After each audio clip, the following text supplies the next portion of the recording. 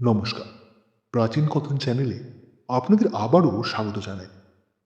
আজকের এই ভারত পাকিস্তান যুদ্ধ পরিস্থিতিতে এই বিষয়টি আলোচনা করা খুব প্রাসঙ্গিক বলে মনে করছি, আর সেই কারণেই আজকের এই ভিডিওটি বানানো। তো চলুন জেনে নেওয়া যাক সেই প্রাসঙ্গিক বিষয়টি কি।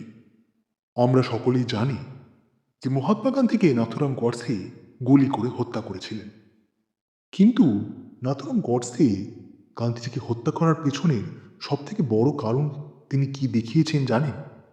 সেটি হলো পাকিস্তানকে ভারতের তরফ থেকে ৫৫ কোটি টাকা উপহার দেওয়া। হ্যাঁ, আপনি ঠিকই শুনেছেন। ভারত ভাগের পর দুই দেশের মধ্যে সম্পত্তি এবং অর্থ ভাগাভাগি নিয়ে চুক্তি হয়। সেই অনুযায়ী পাকিস্তানকে মোট ৭৫ কোটি টাকা ভারতের তরফ থেকে গ্রাহ্য হয়।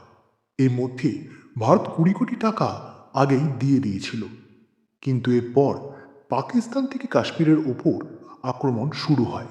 সালটা ১৯৪৭-এর অক্টোবর কিংবা নভেম্বর মাস। ভারতের সরকার তাই বাকি ৫৫ কোটি টাকা পাকিস্তানকে দেওয়া স্থগিত রাখে।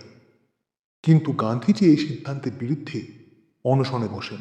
তিনি বলেন, চুক্তি অনুযায়ী পাকিস্তানকে টাকাটা দেওয়া উচিত এবং ন্যায় বিচারের দিক থেকে এটাই সঠিক হবে।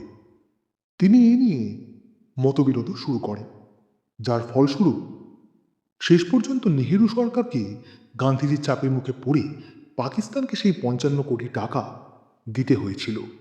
নাথুরাম গডসের মনে হয়েছিল এই টাকা পাকিস্তান ভারতের বিরুদ্ধে অস্ত্র কেনায় ব্যবহার করবে, যা দেশের সঙ্গে বিশ্বাসঘাতকতা। তিনি বলেন, একদিকে পাকিস্তান ভারতীয় ভূখণ্ড দখল করতে চায় আর অন্যদিকে গান্ধীজি তাকে সাহায্য করছেন। এটা একেবারেই মেনে নেওয়া যায় না।